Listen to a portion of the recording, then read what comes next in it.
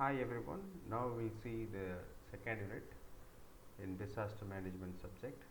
So this unit is going to be an interesting unit. The first topic in the second unit is going to be disaster cycle. The second unit is about approaches to disaster risk reduction. So there are many disasters as we discussed already. So here how we reduce the disaster risk. Okay, what are the approaches? Okay, it has to be done. So all these are discussed in the second unit. Okay, in this second unit, the first one, the most important topic in this entire subject is the disaster cycle, because this cycle explains about the entire process and the before the event and after the event process are explained in this disaster cycle. As you see this circle, so in this circle it's a full cycle, a cycle of process. The first one what you see at the top is a disaster. Disaster is the event, whatever it may be, man-made or the natural disaster. So after the event, the right side what you see, response, rehabilitation, reconstruction, development on the bottom, all these are the after the disaster event. Okay, the left side what you see, prevention, mitigation and preparedness. So all these are actually, preparedness is before the disaster, and mitigation, yes, it may be like after as well as before. Prevention is obviously before. Okay, so these are the disaster cycle process. Okay, the first one is your preparedness. So, okay, so exactly the before disaster event, the left side what you see before disaster event. So that is your preparedness. Before, once you know about the disaster event, okay, because of early warning system. So early warning system we have, okay, to sense all the disaster, almost all the disaster events, okay, in our country. So here the preparedness, okay, plays a vital role before the disaster event occurs. So the preparedness plays a vital role. The first one is preparedness. So community awareness and education. Yes, when tsunami has occurred, okay, in the Indian coast, uh, the community awareness was lacking. Okay, because of that, we had lost. Okay, we have lost many people, and that was a huge loss. Okay, so preparation of disaster management plans for all. So there are a lot of different types of people in the society. Okay, different group of people, okay, are available. So they based on the terrain, based on the income, okay, based on their family structure, based on the people living in the number of people in the house and the house structure. For all those, based on all these, uh, their vulnerability, okay, towards the disaster varies, vulnerability level varies. So here preparation of disaster plans for everyone is the important thing. So it's not based on the one particular group, so it is for everybody. So if it may be a natural disaster, then there should be a shelter for everybody, transportation for everybody, okay, and food and necessary things, okay, until the abnormality goes, okay, all those to be prepared. So mock drill training and practice to be done before the disaster event occurs, because the rescue team has to be alert, and they should have a plan, and they should have all the necessary things, okay, to rescue people and to save people from the disaster event. So for that, the mock drills, okay, and training, the adequate training to be given for the disaster, the rescue team.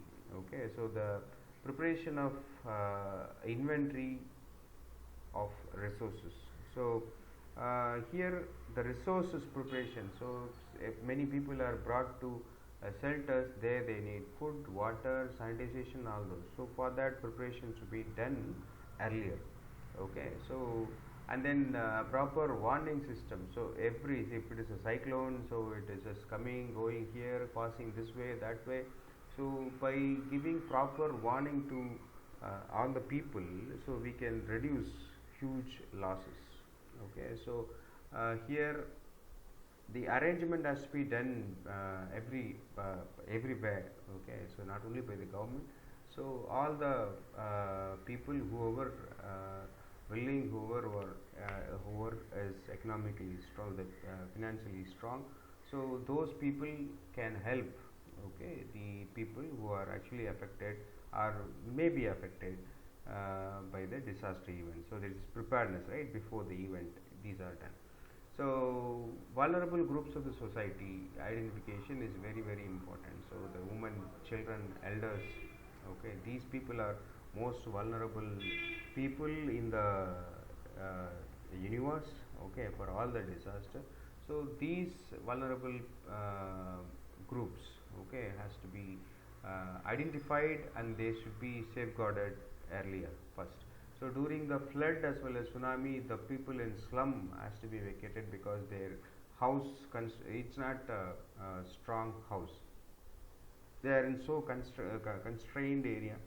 So those small houses, it's there are many huts. So they have to be evacuated immediately, and they should be kept in a safest place. So these are the preparedness plans and relief and response. So here the first and foremost thing is activating the emergency operation centers.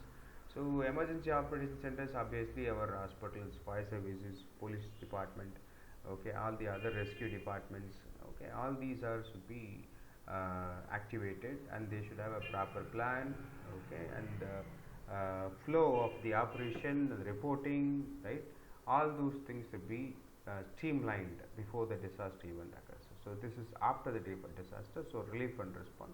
So ambulances, required ambulances to be ready, and transportation should be made proper, so that the people, the victim in the disasters can be saved.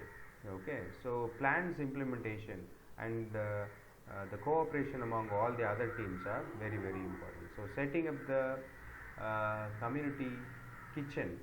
Okay, so that is, if many people are there in the shelters, okay, so there the rescue, that is the temporary shelters, and those places the kitchen, okay, they need as necessary, they need food for them, as well as that has to be prepared.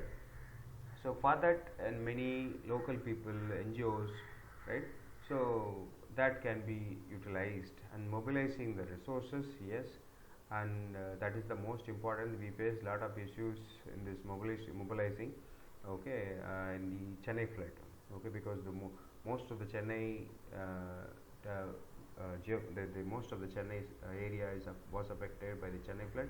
So mobilizing the resources was the toughest job those days. Okay, so issuing updated warnings, yes, I said in the previous one. So providing the adequate shelter and toilet facilities, yes, we discussed. So this is after the disaster event. So relief and response. So setting up temporary sheds and tents, etc. Yes, it varies. It varies based on different disaster events. If it is flood, yes, some good buildings. So if it is other disasters, okay, then tents, okay, small temporary sheds are enough. Okay, so the next one is going to be recovery and rehabilitation. In this recovery and rehabilitation, so in this, in general, organizing the counseling program. So rehabilitation, they should come out of the disaster event, they should come out of the sad things happen to them. So counseling is required for all those people, right, mainly for the children and women, okay, and the people who lost their the dear ones. Okay, so see here, hospitals and dispensaries providing shelter, okay, hospitals, dispensaries, so these are the rehabilitation process. And as well as we have to collect the usable materials from damaged places for construction. That's yes. So if it is an earthquake, if it is a flood, okay. So flood, yes, doesn't take much. Okay, so earthquake, yes. So for the it has to be reconstructed, the houses, all those. So usable materials can be created so that the construction cost can be reduced. Okay, so financial support and insurance. Okay, so in the during disasters we lose many life as well as the property. So for that, if you have a proper insurance, and we can be saved. Okay, and this should be streamlined. So the insurance schemes to be streamlined by the government. That is most important. Otherwise, the insurance companies will take simply all the money of people, because if it is not useful for the people.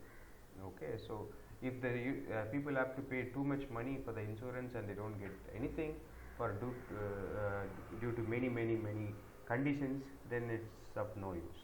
Okay, that we need to be very careful in that. So reconstruct new buildings, hospital, houses, then tenements, etc. So these are the rehabilitation process. Recovery first. So to recovery during COVID, yes. So we need to make the community to aware about health and safety measures. Yes, that time the entire country, entire world were asked to wear mask and distance. Okay, keep we need to keep distance between others. Okay, so that those things are the awareness program, as well as washing hands with soap.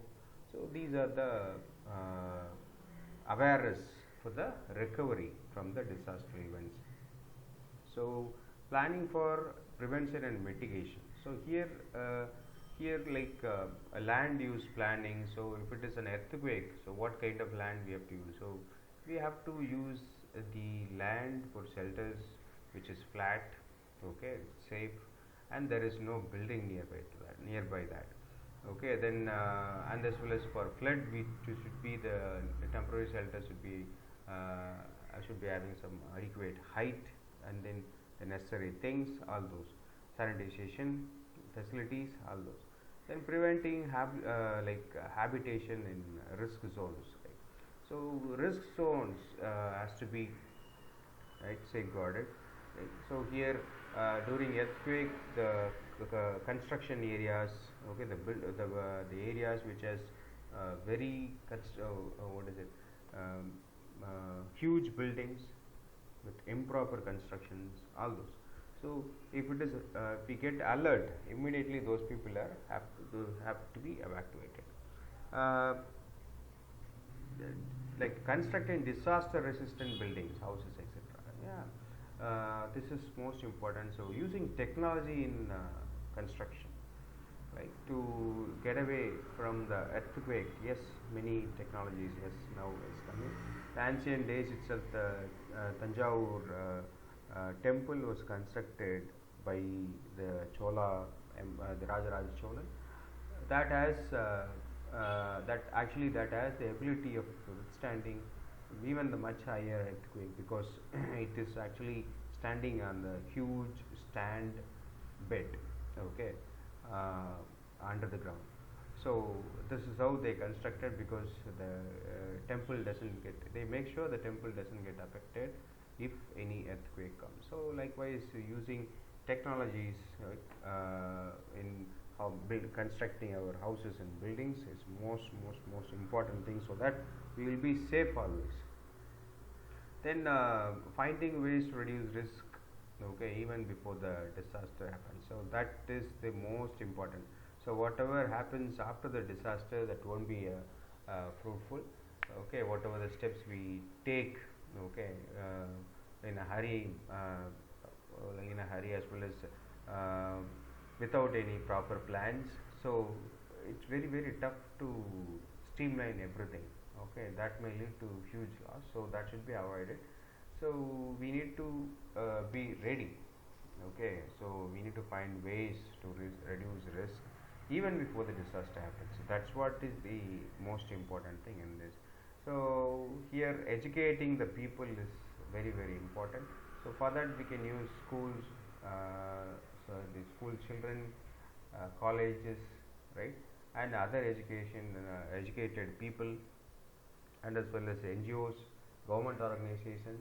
So all these can be used to educate. Nowadays, media plays a vital role. So people are watching social medias as well as news channels, right? Newspapers, all those.